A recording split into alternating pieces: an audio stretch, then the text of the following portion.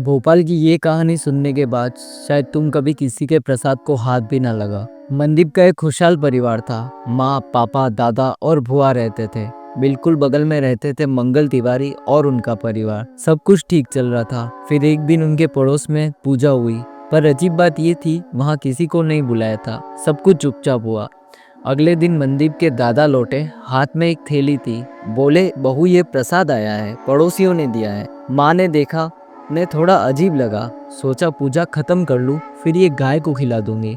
सुबह वही थैली फ्रिज पर रखी थी और तभी कुछ ऐसा हुआ जो शायद नहीं होना चाहिए था। मनदीप के पापा, जो जिंदगी में किसी और का प्रसाद कभी नहीं खाते थे, वो खुद उठे, फ्रिज खोला और मिठाई निकाली और उसे पूरा खा गए। बस मुस्कुरा कर बोले, मिठाई बड़ी टेस्टी थी। उस दिन के बाद सब बदल गया। वो आदमी जो हंसता बोलता था, धीरे धीरे चुप रहने लगा, कमजोर, थका हुआ और फिर बीमार। डॉक्टर बोले सारे टेस्ट नॉर्मल है, पर घर पर महसूस हो रहा था कुछ बहुत गलत है।